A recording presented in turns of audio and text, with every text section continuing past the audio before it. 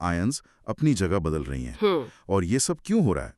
सिर्फ आपको जिंदा रखने के लिए। एग्जैक्टली या फिर ये सोचो, एक डॉक्टर बस आपकी कलाई को हल्के से दबाकर ये बता सकता है कि आपके हाथ में खून ठीक से पहुंच रहा है या नहीं, उसका बैकअप प्लान काम कर रहा है या नहीं। कूल ना। It is very cool. ये बॉडी के कुछ छुपे हुए सुपर स्मार्ट मैकेनिज्म्स हैं। आज हम शरीर के ऐसे ही कुछ छुपे हुए मैकेनिज्म्स को समझने वाले हैं। बिल्कुल। तो अगर आप ऐसे ही माइंड ब्लोइंग फैक्ट्स को आसान भाषा में समझना चाहते हैं तो जल्दी से सब्सक्राइब बटन दबा दो, लाइक ठोको और हाँ, वो घंटी वाला नोटिफिकेशन आइकॉन ऑन कर लेना ताकि कोई भी ज्ञान की डोज मिस ना हो। जरूर कर लेना। तो आज का हमारा सफर हमें 3 दिलचस्प जगहों पर ले जाएगा। सबसे पहले हम द क्लोराइड शिफ्ट या हैमबर्गर फिनोमेनन की दुनिया में गोता लगाएंगे। इंटरेस्टिंग नाम है। उसके बाद हम एलन्स टेस्ट नाम के एक चालाक मेडिकल टेस्ट को समझेंगे। और आखिर में हम रैंपिंग नाम की एक सरल लेकिन जीवन बचाने वाली तकनीक के बारे में जानेंगे। रेडी हो? Absolutely ready. Let's do this. Let's unpack this. Okay. तो हमारा पहला पड़ाव है the chloride shift. The chloride shift. Broad micro theme है। Cellular exchange mechanisms. ओके, तो ये नाम थोड़ा टेक्निकल लगता है, बट ट्रस्ट मी, कहानी बड़ी मजेदार है। इसे हैमबर्गर फिनोमेना भी कहते हैं, पर इसका बर्गर से कोई लेना देना नहीं है, राइट? Absolutely not. इसका बर्गर से कोई लेना देना नहीं है। बेसिकली ये एक प्रोसेस है जो हमारे कार्डियोवैस्कुलर सिस्टम में होता है। इसमें रेड ब्लड सेल्स की मेम्ब्रेन के आर पार क्लोराइड और बाइकार्बोनेट आयंस की अदला बदली होती है। अदला बदली मतलब simple swap? It's a simple swap. इसे ऐसे समझो, रेड ब्लड सेल एक भरी हुई बस है। ठीक है। एक सवारी जो है बाइकार्बोनेट आयन, उसको बाहर उतरना है ताकि वो फेफड़ों तक जा सके। जैसी वो उतरती है, बस में केओस ना हो, इसलिए एक दूसरी सवारी जो है क्लोराइड आयन, वो तुरंत अंदर आ जाती है। अरे वाह! बस भरी की भरी रही और काम भी हो गया। समझ गया। So let's dive deeper. इस अदृश्य अदला बदली के पीछे का साइंस क्या है? चलिए समझते हैं। ये वो प्रोसेस है जो हमारे शरीर को कार्बन डाइऑक्साइड, जो कि एक वेस्ट प्रोडक्ट है, से छुटकारा दिलाने में मदद करता है। अच्छा, तो ये बॉडी का वेस्ट मैनेजमेंट सिस्टम है एक तरह से। एग्जैक्टली। देखो, जब हमारी बॉडी एनर्जी बनाती है तो CO2 पैदा होती है। ये CO2 खून में मिलकर पानी के साथ रिएक्ट करती है और बाइकार्बोनेट आयंस बनाती हैं। अब इन आयंस को टिश्यू से फेफड़ों तक पहुंचाना है और यहीं पर क्लोराइड शिफ्ट हीरो बनकर आता है। ओके, तो कोर लॉजिक क्या है इसका? होता क्या है एग्जैक्टली? तो होता ये है कि रेड ब्लड सेल के अंदर बने बाइकार्बोनेट आयंस बाहर निकलते हैं प्लाज्मा में। अब बाइकार्बोनेट आयन पर नेगेटिव चार्ज होता है, राइट। तो अगर वो बाहर जाएगा तो सेल का इलेक्ट्रिकल बैलेंस बनाए रखने के लिए उतने ही नेगेटिव चार्ज वाले क्लोराइड आयंस खून से रेड ब्लड सेल के अंदर आ जाते हैं। अच्छा, to maintain the neutrality. Precisely, this is the core of the hamburger phenomena.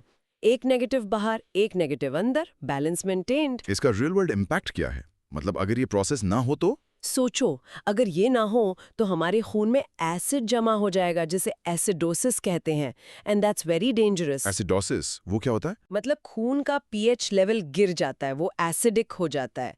इससे ब्रीदिंग प्रॉब्लम्स हो सकती हैं, ऑर्गन्स अपने फंक्शंस ठीक से नहीं कर पाते। सो ये प्रोसेस हमारी ब्रीदिंग को एफिशिएंट बनाता है और बॉडी के pH बैलेंस को मेंटेन रखता है। It's absolutely fundamental for our survival. Wow! So the chloride shift body की एफिशिएंसी का एक बेहतरीन नमूना है। एक छोटा सा आयन स्वैप और इतना बड़ा काम। It's all about maintaining balance.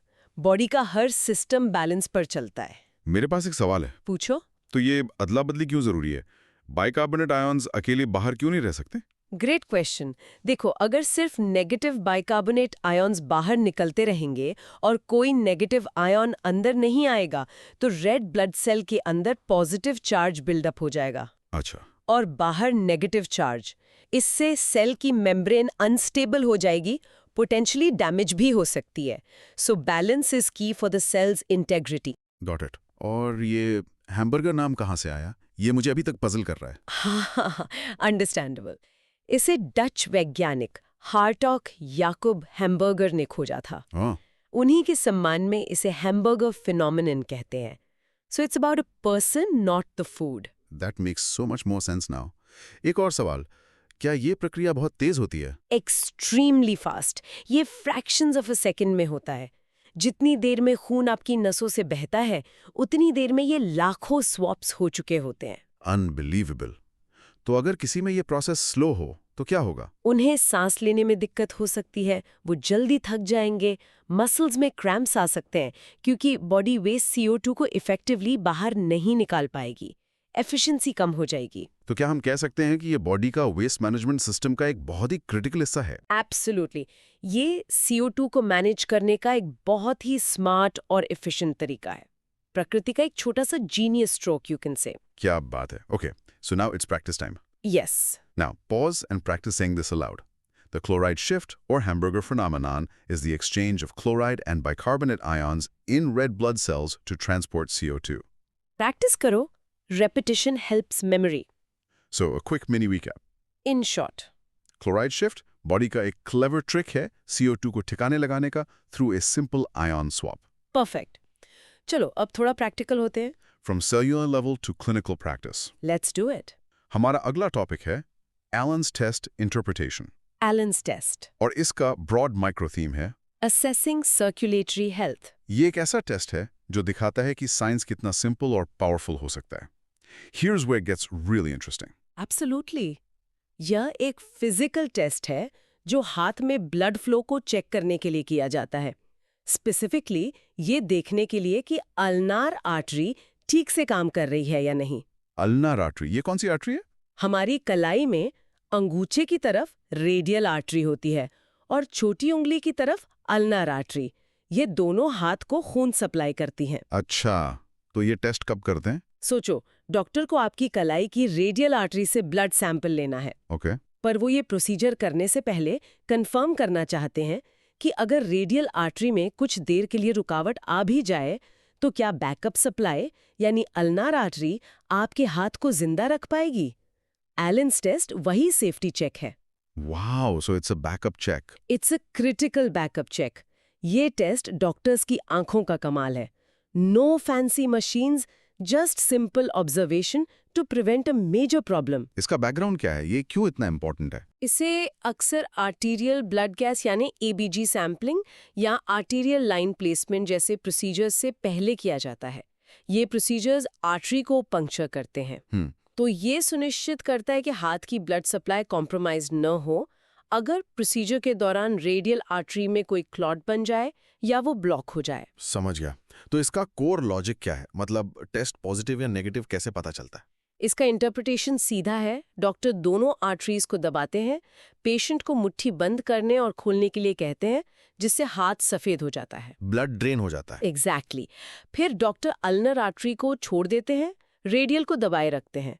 अगर अल्नर आर्टरी को छोड़ने के 5 से 15 सेकंड के अंदर हाथ का रंग वापस नॉर्मल पिंक हो जाता है तो टेस्ट पॉजिटिव है। And positive is good news here. Which is very good news. इसका मतलब है कि बैकअप ब्लड फ्लो ठीक है। अगर रंग धीरे धीरे आता है या आता ही नहीं तो टेस्ट नेगेटिव है और इसका मतलब है कि फ्लो में कोई प्रॉब्लम है। और इसका रियल वर्ल्ड इम्पैक्ट तो काफी बड़ा है। ह्यूज।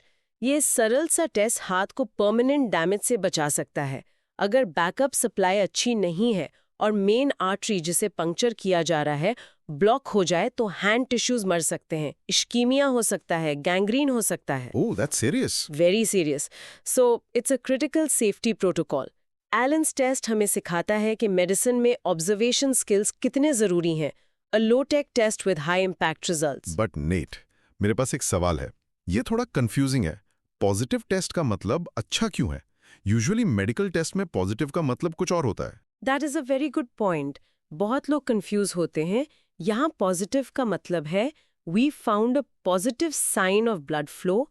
हमने जो ढूंढा वो हमें मिल गया। अच्छा, we found what we were looking for, positive confirmation. Yes. So in this context positive is a good thing. आपने पामाराज का जिक्र किया था, वो क्या होता है? पामाराज हमारी हथेली में अल्नार और रेडियल आर्टरीज का एक कनेक्शन पॉइंट है। इसे एक ट्रैफिक राउंड अबाउट की तरह समझो। Round about? हाँ, अगर एक सड़क बंद हो तो राउंड अबाउट से ट्रैफिक दूसरी सड़क पर डाइवर्ट हो जाता है।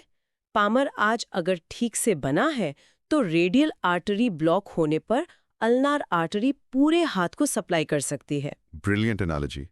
तो अगर टेस्ट नेगेटिव आए, मतलब ब्लड फ्लो खराब है, तो डॉक्टर क्या करते हैं? वो उस हाथ के रेडियल आर्टरी को प्रोसीजर के लिए इस्तेमाल नहीं करेंगे। Simple, they might use the other hand और choose a different site altogether. और साथ ही प्रॉब्लम की वजह जानने के लिए आगे इन्वेस्टिगेशन कर सकते हैं। और ये 15-15 सेकंड की विंडो, ये बहुत स्ट्रिक्ट है। मान लो 16 सेकंड हुए तो? ये एक क्लिनिकली एक्सेप्टेड स्टैंडर्ड है।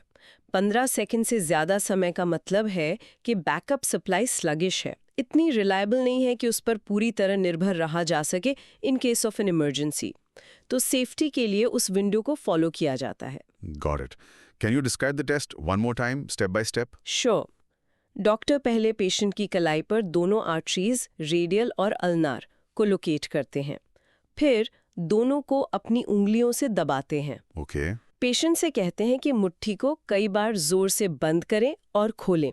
इससे हाथ का खून निकल जाता है और हथेली सफेद पड़ जाती है। ठीक है। फिर पेशेंट हाथ खुला रखता है। डॉक्टर अल्ना आर्टरी से प्रेशर हटा लेते हैं, जबकि रेडियल को दबाए रखते हैं, और फिर वो ऑब्जर्व करते हैं कि रंग कितनी जल्दी लौटता है। That's it? Simple observation. बहुत ही एलिगेंट टेस्ट है। चलो, practice time. Let's do it. Okay, practice time. Pause करके बोलो, A positive Allen's test, where color returns in 5 to 15 seconds, indicates adequate blood flow via the ulnar artery. Let's say it. The more you say it the better. And the mini recap. In short, Allen's test एक quick safety check है, ये confirm करने के लिए कि हाथ में blood supply का बैकअप प्लान यानी अल्ना आर्टरी काम कर रहा है। Fantastic. So, we've gone from the invisible to the visible. अब हम बात करेंगे ऐसी चीज की जो सिंपल ज्योमेट्री से जान बचा सकती है। Yes, the beauty of basics. और अब हमारे आज के सफर का आखिरी पड़ाव, ramping. Ramping, broad micro theme. Patient positioning in medical procedures. ये एक ऐसी तकनीक है जो साबित करती है कि कभी-कभी सबसे सरल उपाय ही सबसे अच्छे होते हैं। बिल्कुल It's all about simple geometry to save a life. बिल्कुल। रैम्पिंग एक टेक्निक है जिसमें मरीज के सिर के नीचे मुड़े हुए तौलिए, folded towels, Name it towels. हाँ टावल्स, जब तक के एक्सटर्नल ऑडिटरी मिएटिस यानी कान का छेद और स्टर्नम यानी सीने की हड्डी एक ही हॉरिजॉन्टल प्लेन पर ना आ जाए। कान का छेद और सीने की हड्डी एक लाइन में, इससे क्या होता है? एक सिंपल सा सवाल, एक धागे को सुई में डालना कब सबसे आसान होता है? जब धागा और सुई का छेद एक सीधी लाइन में हो। एग्जैक्टली। रैम्पिंग मरीज के एयरवे के लिए बिल्कुल यही करता है। It creates a straight path for a breathing tube, airway को अलाइन कर देता है। Wow, that is a powerful analogy. तो इसका इंट्रोडक्शन क्या है, ये कहाँ यूज होता है? ये टेक्निक दिखाती है कि कैसे एनाटॉमी के बेसिक समझ मेडिकल प्रोसीजर्स को ड्रामेटिकली इंप्रूव कर सकती है। Okay. एनेस्थीसिया और इमरजेंसी मेडिसिन में इंट्यूबेशन यानी ब्रीदिंग ट्यूब डालना के दौरान ये बहुत महत्वपूर्ण है। सही पोजीशन से प्रोसीजर तेज, आसान और ज्यादा सुरक्षित हो जाता है। तो इसका core logic, ear hole and sternum on the same level, यही गोल है। That is the simple goal. इसके लिए सिर और कंधों के नीचे तौलिए या स्पेशल पिलोज का एक रैंप बनाया जाता है, इसलिए इसका नाम रैम्पिंग है। इसका रियल वर्ल्ड इम्पैक्ट कितना बड़ा है? ये टेक्निक एक मुश्किल इंट्यूबेशन को एक आसान इंट्यूबेशन में बदल सकती है, खासकर मोटे मरीजों में जिनका एयरवे देखना मुश्किल होता है। इससे कॉम्प्लिकेशंस का खतरा, जैसे कि गलत जगह ट्यूब चली जाना या ऑक्सीजन लेवल का गिरना, बहुत कम हो जाता है।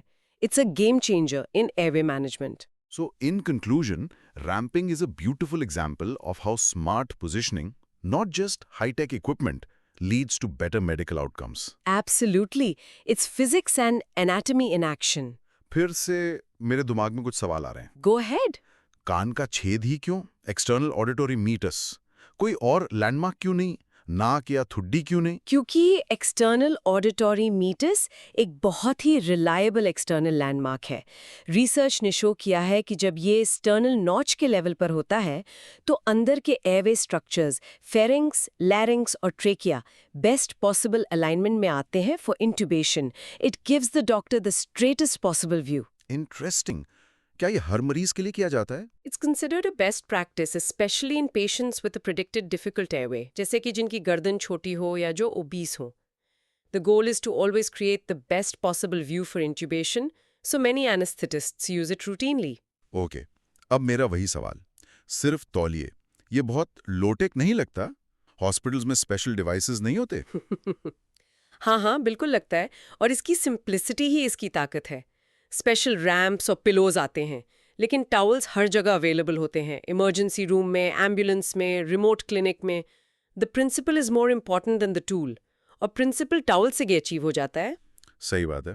डॉक्टर को कैसे पता चलता है कि अब अलाइनमेंट ठीक है? अगर थोड़ा ऊपर नीचे हो गया तो? It's a visual check. Doctor मरीज को साइड से देखते हैं और एक इमेजिनरी हॉरिजॉन्टल लाइन ड्रॉ करके कंफर्म करते हैं कि ईयर और स्टर्नम लेवल पर है या नहीं। It's a skill that comes with practice. और आखिरी सवाल, क्या इस पोजीशन का कोई और नाम भी है? यस, इसे स्निफिंग पोजीशन को अचीव करने का एक आसान तरीका माना जाता है। स्निफिंग पोजीशन, जैसे आप कुछ सूंघ रहे हो, इंट्यूबेशन के लिए आइडियल मानी जाती है। Ramping helps achieve that ideal sniffing position more easily and reliably, specially in difficult patients. बहुत सारी नई बातें पता चली। चलो प्रैक्टिस करें। जरूर। चलो प्रैक्टिस करें। Pause and say this with me. Ramping uses folded towels to align the external auditory meatus with the sternum for easier intubation. याद रखना, ear to sternum. So the mini recap is, in short, ramping मतलब सिर को सही angle पर रखने के लिए तौलियों का इस्तेमाल, ताकि ब्रीदिंग ट्यूब आसानी से और सुरक्षित रूप से डाली जा सके। wow, what a journey. So आज हमने ह्यूमन बॉडी और मेडिकल साइंस के 3 अमेजिंग कॉन्सेप्ट्स को एक्सप्लोर किया। बिल्कुल, and there all connected by a theme of efficiency and balance. Yes, the broad micro theme was cellular exchange, circulatory health and medical positioning. Perfect summary. चलो final recap करते हैं। सबसे पहले chloride shift. हाँ, हमने सीखा कि कैसे CO2 वेस्ट को हटाने के लिए रेड ब्लड सेल्स के अंदर क्लोराइड और बाइकार्बोनेट आयंस की सुपरफास्ट अदला-बदली होती है। A perfect balancing act. उसके बाद एलेंस टेस्ट। हमने जाना कि एक सिंपल रिस्ट प्रेस टेस्ट कैसे डॉक्टर्स को हाथ में बैकअप ब्लड सप्लाई की गारंटी देता है। A crucial safety check indeed. और आखिरी में रैम्पिंग। और आखिर में हमने देखा कि कैसे सिर्फ तौलियों से मरीज की पोजीशनिंग बदलकर लाइफ सेविंग प्रोसीजर्स को कितना आसान और सेफ बनाया जा सकता है। Simple but brilliant. अब इन सब पर थोड़ा और सोचने के लिए here are some content probes. Let's hear them. पहला, क्लोराइड शिफ्ट का दूसरा नाम क्या है और क्यों? दूसरा, एलेंस टेस्ट में पॉजिटिव रिजल्ट का क्या मतलब होता है? Good one. तीसरा, रैम्पिंग टेक्निक का मुख्य लक्ष्य क्या है? किन 2 बॉडी पार्ट्स को अलाइन करना होता है? The key question. चौथा, अगर क्लोराइड शिफ्ट ना हो तो खून पर क्या असर पड़ेगा? The white matters part. पांचवा, एलेंस टेस्ट में हाथ का रंग कितनी देर में वापस आना चाहिए? The practical detail. और छठा, रैम्पिंग से एयरवे को क्या फायदा होता है? The ultimate goal. और अब a small challenge. Okay, I am listening. Here's a small challenge. अगली बार जब आप कोई मेडिकल ड्रामा देखें तो नोटिस करना कि डॉक्टर्स इंट्यूबेशन से पहले मरीज के सर के नीचे क्या रखते हैं। Try to spot the ramping technique in action. That's a fun challenge. You'll be surprised how often you see it. अगर आज की इस गहरी चर्चा में मजा आया तो चैनल को सब्सक्राइब करना बिल्कुल मत भूलना। और कमेंट सेक्शन में बताओ कि आपका सबसे बड़ा आहा मोमेंट कौन सा था। और इसे अपने सारे क्यूरियस दोस्तों के साथ शेयर करो। Please do. और जाते जाते एक आखिरी प्रोवोकेटिव थॉट। सो जाइए। आज हमने देखा कि हमारी बॉडी और मेडिकल प्रैक्टिसेस कितनी एफिशिएंट हो सकती हैं, पर ये सोचो, एवोल्यूशन के बावजूद हमारी बॉडी में ऐसी कौन सी इनएफिशिएंसीज या डिजाइन फ्लॉज हैं जो आज भी मौजूद हैं? ओह, दैट्स अ डीप वन। इस पर थोड़ा सोचना।